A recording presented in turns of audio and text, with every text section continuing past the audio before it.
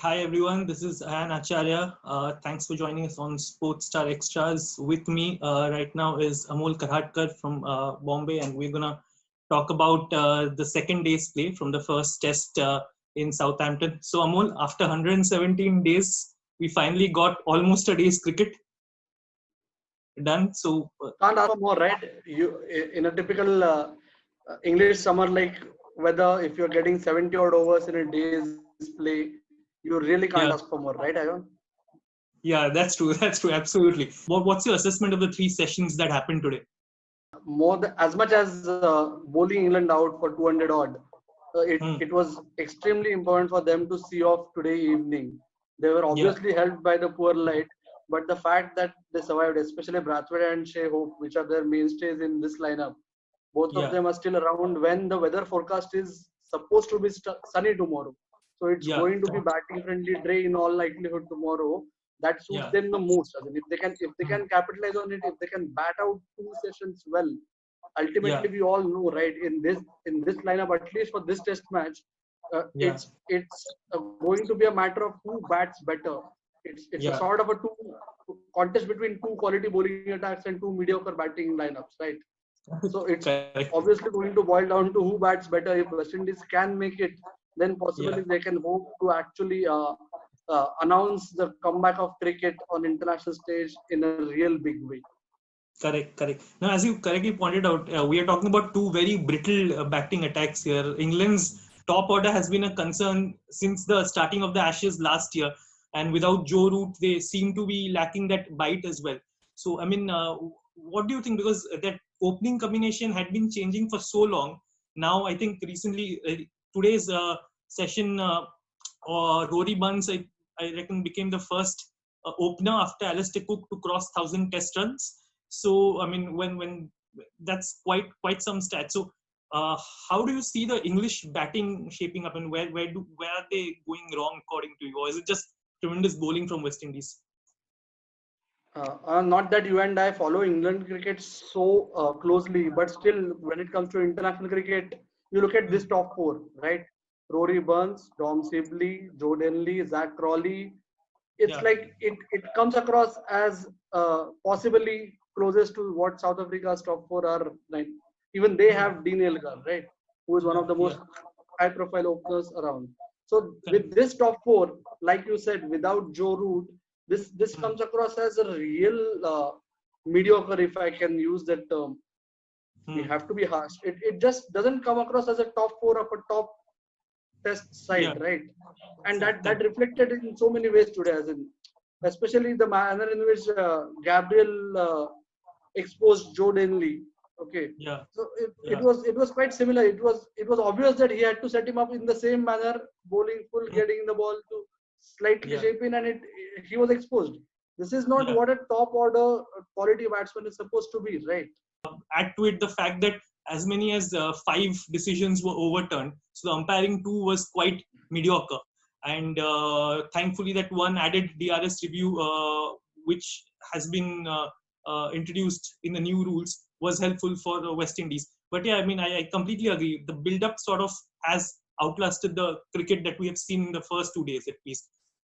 And So it also reflects the fact that even umpires need to be out there officiating it day in and day out, all right? Even they have had a real long break. Some yeah, of them are absolutely. not really used to officiating when their home team is playing, so they don't know. Okay, Yeah. even though they are regulars at international stage, they are Hmm. not used to officiating their own team in international cricket. Yeah. So Correct. all these things obviously culminated in Yeah. umpires, like all of us know, as in, right? they Yeah. they are like what our producers who are with us, who are always behind the Hmm. screens or sub editors on the desk. they, Correct. they Correct. they are exposed only when they make an error, right? Otherwise they don't Yeah. get their Yeah. due. But we should just That's give them a little bit of leeway, just like we're correct. doing to all the players. Everyone is sort of rusty. Yeah. Umpires are no Yeah. different. Absolutely. Absolutely. Absolutely. I think, and that's a good point because I reckon there's a case for training home umpires more and more because you need to let them call these games when their teams are playing so that going forward you never know like how long it's going to take for normalcy to resume. So we might have cases like these where calls can go wrong. So but The other point that I want to make is, as in, we are discussing that cricket hasn't been that great, but obviously we shouldn't take anything away from Jason Holder. The man has been so Absolutely, yeah. phenomenal Yeah, with both bat and the ball. Okay, for the yeah, last 2 years at least. Okay, yeah, but just yeah, because he has been a part of a West Indies team that the team has been absolutely, for the last few years, he doesn't yeah. really get his due either as a bowler or as a batsman. But Correct. let's face it, today again he has just underlined the fact that he is the best all-rounder in Test cricket in the world right Yeah, now. Okay, that's true. and the fact that he was there were question marks over whether he can bowl as much as he would like to because of the ankle injury that he suffered during the warm-up Yeah, match. He hasn't had too much of bowling in the nets leading up to the game. But when it came to yeah, the situation, he was. We all saw that he was the slowest of the four bowlers, but the yeah, accuracy that he showed when it mattered the most, he just ran through the tail, right? it, yeah. it just Correct. reflected. Up front, he Yeah, got two crucial and breakthroughs, and then he ran through the tail. You yeah, couldn't yeah. have asked more than what he has been doing, especially while leading the side. As in, he is a Correct. real big match player. Yeah, absolutely, absolutely. I mean, considering since the start of 2018, West Indies have played 16 tests, and out of which Holder alone has played 12. So that's not a lot of test cricket under his belt. So for him to go out there and perform every time with a team that more often than not disappoints, I mean, just goes on to show that why, despite having the talent, or maybe he's certainly more talented than a lot of these guys we tout to be genuine test cricket all rounders, but he still doesn't get his due because, well, there's no denying the fact that he's with a team which more often than not sort of punches below its weight. So, Right? but I remember 2018, I think, when West Indies were touring India during a test match in Hyderabad. Uh, he usually bats very low down the order, I think number 6 or number 7 in test cricket.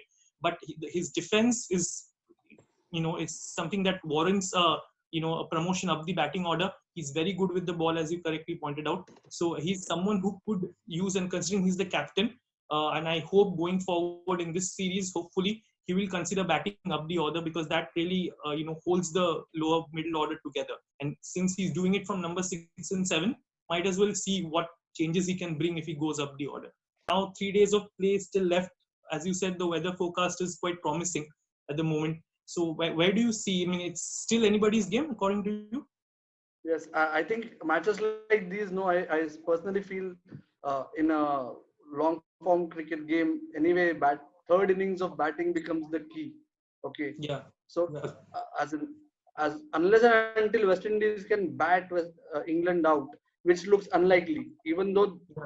these two guys who are at the crease, they are one of the most promising lot right now in world Mm, cricket. But still, with the bowling that England has, it's highly yeah, unlikely that they can actually take the game away from England in the first innings itself. So I yeah, think again it's going to be the third innings that's going to set up the game, and we all should hope that we don't end up having a day like yesterday, wherein a majority of days play is lost. If that yeah, happens, then again the whole build up to the occasion, it'll yeah. again be lost a little bit. Yeah, that's true. That's true. Yeah, last couple of questions, Amol. One of the more discussed matters in the lead up to this test match was the lack of crowd and how it could impact, the viewing experience for those of us who are watching it and those who are playing. So we are 2 days into this test match. Has it been that jarring not having crowd? I mean, Uh, what was your experience like? as a typical test match viewer on television, Mm, possibly the lack of buzz. Okay, they have been yeah, discussing this having artificial crowd sounds like in football and all. I yeah, think at some point in time they'll have to think of in a way creating that stadium like atmosphere in some way, because otherwise it becomes too mundane. Okay, yeah. especially That's true. especially for test matches, you and I, Mm, we would try and watch every ball, but not every mm, television viewer, despite being tuned in for the match, would end up mm, watching a match. So in essentially most of them take a cue based on the sound, if they yeah. have occupied with something else, and if there is no sound, if Mm, there is nothing for them to attract to the screen, I think it will yeah. be slightly difficult, especially for the majority of test match viewing market, which is still India.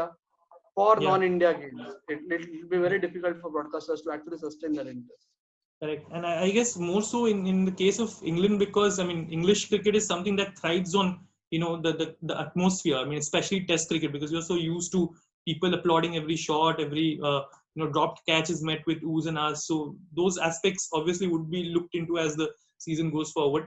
But and one final question about the ban on use of saliva. Of course, there was a lot of movement today both ways. The conditions are amenable. So do you think that we shouldn't really rush into giving a judgment on whether the ban is good or bad and wait for and till we make a final call on it?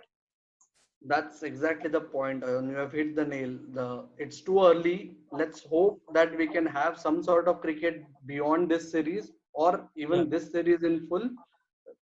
If and when cricket with the same set of rules can expand into other countries, Correct. based on that, based on the conditions in this conditions anyway, the ball is going to talk, and with Yeah, with that's such skillful bowlers, right? yeah, correct, correct. So, like you said, we just have to wait and see if uh, not applying saliva is going to have any impact outside England when it's not going to be such seam friendly conditions, such pace bowler friendly conditions. I think let's just wait for a while.